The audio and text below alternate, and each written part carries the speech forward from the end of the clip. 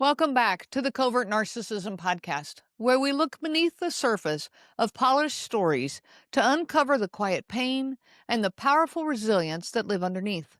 Today's episode is a special one. It's titled Bad Vegan to Truth Teller. This is an interview with Sarma Melngailis. I was so honored to get the opportunity to talk with her. Sarma is best known for the Netflix docuseries Bad Vegan. But in her new memoir, The Girl with the Duck Tattoo, she reveals the deeper truth of her experience through a page-turning story of narcissistic abuse, manipulation, and ultimately resilience. In this first part of our conversation, we go beyond the headlines. You'll hear how covert patterns took root long before that public story, how repeated entanglements can happen even to strong, high-achieving people, and how self-awareness around empathy, sensitivity, neurodivergence can become a doorway to healing and guilt-free self-care. This is part one of a two-part series, and I just know that you're going to benefit so much from hearing Sarma's story. So let's dive in. So today I welcome Sarma here on the show on the Covert Narcissism podcast. And Sarma, thank you so much for being here. Thank you so much for having me.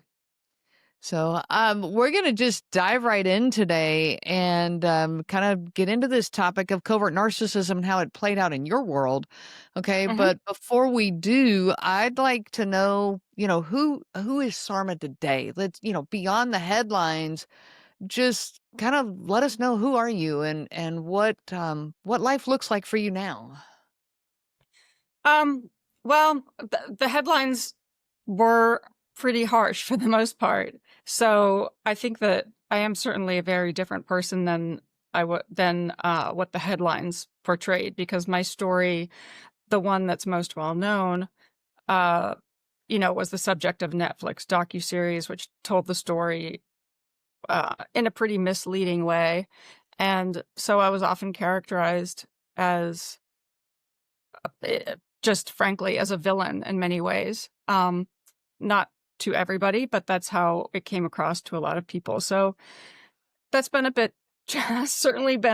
that's made my own recovery from, as probably most of your listeners know, recovering from these types of situations is in itself a huge undertaking and really challenging. And so then on top of that, I've had to also try to correct a record and basically have to be in a position of having to explain myself to the public. And I was going to write a book no matter what, but that made writing my book really necessary. So I published a book called The Girl with the Duck Tattoo, which tells the story that was portrayed in this Netflix series that they called Bad Vegan, which the title itself was unfortunate for me.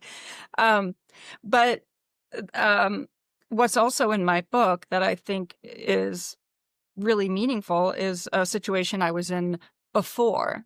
And that I think is more relevant specifically to your podcast, the title of it being The Covert Narcissist, because in that relationship, which is a 4-year relationship, that guy would certainly fall into the category of more of a covert narcissist. Okay. Than the later story, which is much more explosive. This is before the stories where the headlines start. Yes, although there were tabloidy stories because this guy was a sort of a celebrity chef light. He wasn't this kind of celebrity chef that was on TV all the time, but he was very well known in New York and was kind of known as a celebrity chef when that term started to become a thing, and Food Network was really popular. And I was in a relationship with him for 4 years, and it drained me of all of my resources and then some, and left me confused. And, he had turned it around and tried to convince me I had borderline personality disorder. And, he comes across as very soft-spoken and humble and polite and gracious, and yet has done what he did with me to person after person after person. And now it's very well known. He's also been further exposed through a lot of articles and whatnot that have come out in the years since. That was quite a long time ago that happened. But that relationship now that I'm in that position where probably also many of your listeners find themselves, of doing an enormous amount of research and Mhm. understanding the different types of narcissists, and then narcissists versus sociopathy and what it all means. And um, one of the things that I've noticed as a pattern, which is really unfortunate, but I try to highlight it as much as I can because, if somebody had said this to me, I might have been more careful on the other side, is that in my case, I mean, this has happened to me. I have gotten myself entangled with whatever you want to call them, narcissists, sociopaths, the dark The dark triad triad. personality. Mhm. Yeah, I've gotten myself entangled with these people uh, with quite destructive effects more than three big times. And then I've also sort of tangled with them a bit here and there professionally. So in business situations, which is something that also happens with people, if you have a boss or a coworker or a business partner, or even an employee that might be a covert narcissist. So, and what I found initially shocking is that, having been through it already, I think that what happened is, after that experience with the guy who was sort of the celebrity chef, I think I came away, on the other side of it, this woman pointed out to me, well, he's a textbook sociopath. And I thought, huh? And then I looked into it and I went, oh my God.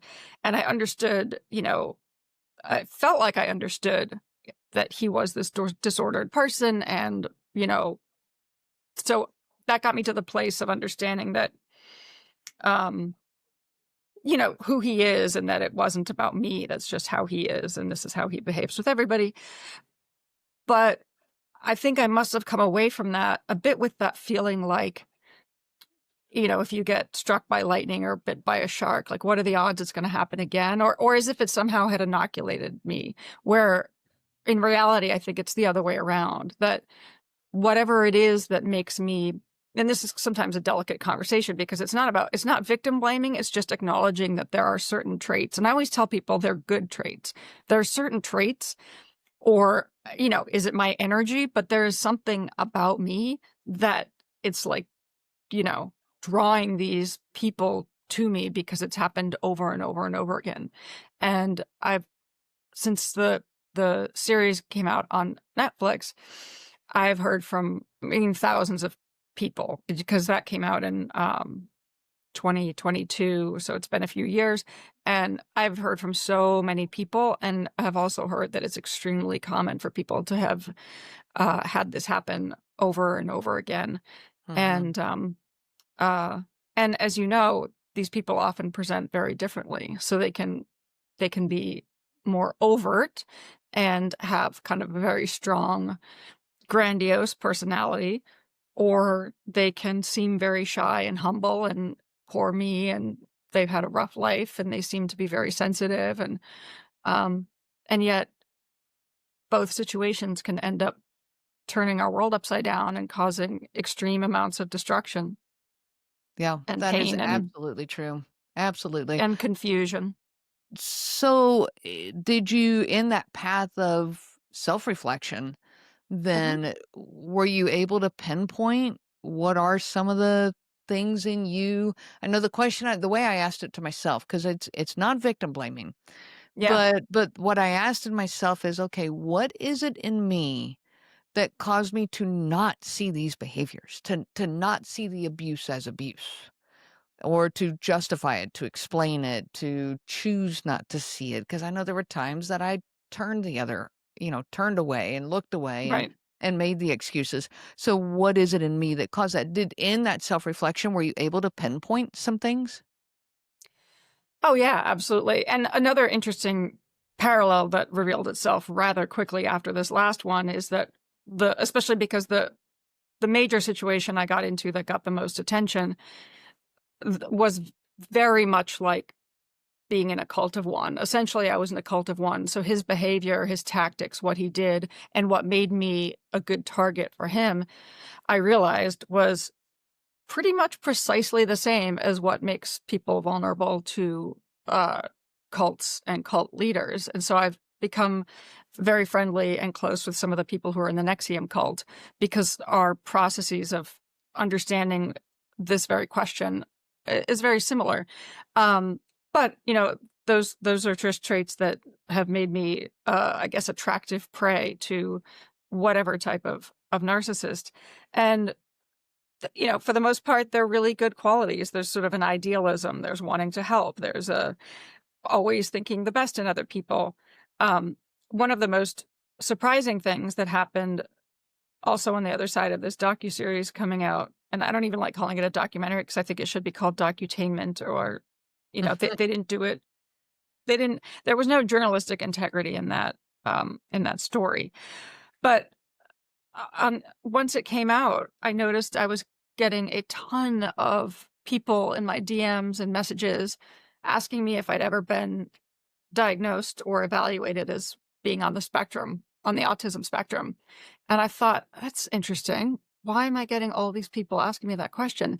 And then, people were making videos, and there's like YouTube videos of people doing this psychological analysis of me and making the argument that I surely, would get a diagnosis of autism 1, which used to be called Asperger's. And I feel like it's made it a little more confusing calling it autism 1.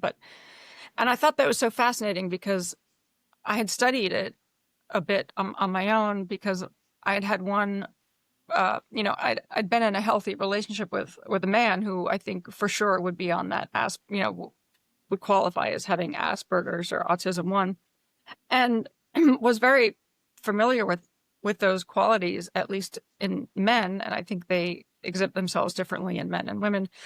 And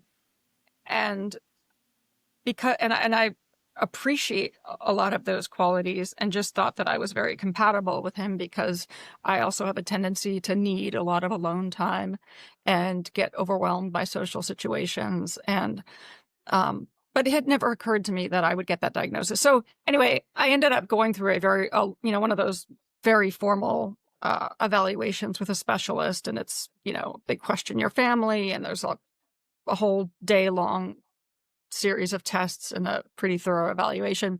And they did end up giving me a diagnosis. And then I started looking into it myself. And then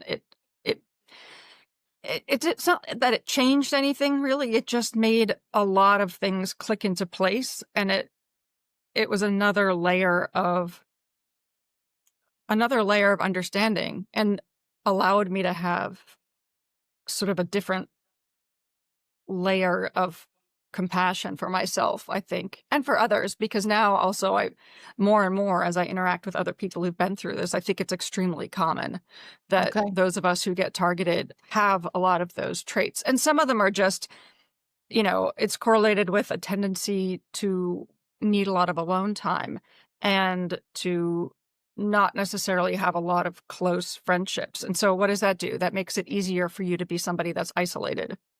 If you already have that tendency, it's easier to isolate you. So it's anyway, that really helped me understand. And also just scoring extremely high on, if you take one of those quizzes, are you an empath? I'm like, yes, yes, yes, yes, all the way down. Mhm. Same with being a highly sensitive person. So, and I would argue that those are all qualities for the most part that I wouldn't want to change. I mean, sometimes some of the things about being highly sensitive are a bit challenging, but I wouldn't want to change those. It just, I think requires learning about these types of personalities and learning what to look for, and and kind of moving forward, like eyes all the way wide open, Yeah. and learning to trust your gut and really pay attention to your intuition early on to be able to avoid these situations. Yeah, for sure. I love that you're sharing this, and the aspect of the autism and the influence that that can have. I do strongly encourage the self-reflection of, okay, what did I miss? What did why did I miss what I missed? And I usually find that many of the people who are victims of narcissistic behavior are overly self-reflective. Okay, we're typically extremely self-reflective people, but Yes. we're self-reflective in regards to this other person in our life. Meaning, okay, I say the wrong thing? Did I do the wrong? Like, could I have said it better? And we replay 100 different ways to say something in order to say it. So that's that overly self-reflective. What I'm referring to is overly self-reflective. But I think what I'm hearing in you is, instead of being outwardly self-reflective of my interactions with other people, you took this and you did some internal self-reflection of, and you were open to it. You were open to, people are reaching out to you going, well, have you ever considered autism, or however it was worded to you? And to hear that you didn't approach that with, it didn't sound like, with self-judgment or self-blame or anything like that. Instead, you approached it with what I'm going to say is curiosity. And that Yeah. curiosity, I think, opens the door to us being able to reach that point of awareness, radical acceptance of what's going on without the self-blame. Yeah, and I think that there is something in that there's something about having that diagnosis, and there's something about having that diagnosis that indicates that there's something in my wiring, and I'm not, I'm not like a neuroscientist, I don't know how to, or psychologist, but there's something about having this diagnosis that makes it such that we just don't see the manipulation Mhm. as readily as others might. And, and whether we don't see it or we rationalize it away, or it's like a default setting where you just enter into and I know that I do this, and so I have to be hyper aware of it. But, you just sort of enter into every situation with this default assumption that everybody else is going to treat you the way that you would treat them, and that is coming from a good faith place. And I think that, not everybody is like that. Maybe other people have a much healthier suspicion, or they have their guard up, or something. Um, but there is something about having that diagnosis that um, it makes it harder to see what others might see more quickly. Okay. So in getting that diagnosis, did that give you a little bit more, maybe freedom to be able to approach this without the judgment, like what I'm talking about? You're better able to see kind of your tendencies, your reactions, your way of interacting with other people, and maybe even opened up some more resources for you. Yeah, well, it's helped me. I think most importantly, and it would be great to have learned this a lot earlier. And I think the reason why it's helpful to get this, to have a diagnosis, or at least look into it, is that it's almost given me more permission to take care of myself in ways that other people don't see as being necessary. So, for example, and for whatever reason, I'm kind of going through a period right now where more than ever, I crave alone time. I need alone time. I get very overwhelmed by too much social activity, or people in my space. I live alone and I really need that. And so just having more grace for myself when when I don't want to go spend Thanksgiving with my family. Like, sorry, Mhm. I just need to be by myself, because I really need this downtime and this quiet time. And being in any sort of chaotic situation can be very overwhelming and destabilizing for me. Um, Yeah. so it's allowed me to take care of myself with less guilt and shame, because I think for years, I think for my entire life, a part of me always wondered what's wrong with me. Like, why am I so miserable in these situations where people seem like they're perfectly fine, and I'm, at this social event and just want to crawl out of my skin. And it's not a social anxiety, because it's not that I'm super nervous or uncomfortable in like it's not social anxiety. It's just like I'm sitting there feeling like like my energy is being drained out of me, and it's just kind of generally overwhelming. Mhm. Um, so that's something that's really helped me a lot. And I think also in the context of relationships with people, I now know going forward too that, and I've closed myself off from any personal relationships or dating or anything like that for a while. I just feel like that's what I need to do for a while. But it would also allow me to be more able to express boundaries in a relationship as well. Hmm. Yeah, it's I love how you turn this into self-care. Like, what a beautiful story that taking the manipulation you've experienced, the coercion, all the different ways you would say this, and what's come out of it is your ability to have self-care without self-judgment. When Yeah. you say giving myself permission to take care of myself in ways that other people don't see as necessary. Okay. And I get that. Other people might, well, what do you need that for? Why wouldn't you come to Thanksgiving? Those kind of situations. But you can stand in your truth or your needs, your own self-care needs. And just like you wouldn't need to give justification to brush your teeth every day, you don't Yeah. have to give justification for taking that alone time. Yeah.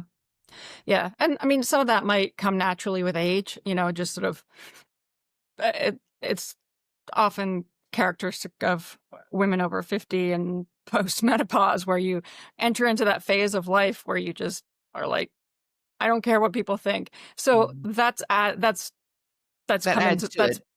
that's adds to it as well, where I've just Yes. learned to care less about other people's opinions and judgment. Yeah. But it's been an interesting,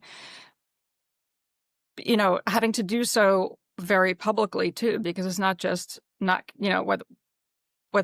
I'm caring about the judgment of people around me or people that, I may not want to attend some party or event, but also kind of the judgment at large, because, um, you know, it, yeah, I've written a book and I'm on social media, and my life has always been very public because I had a successful restaurant and a brand and I was growing this whole empire and I was the face of it. And even though that always made me sort of uncomfortable, I was aware that it was necessary.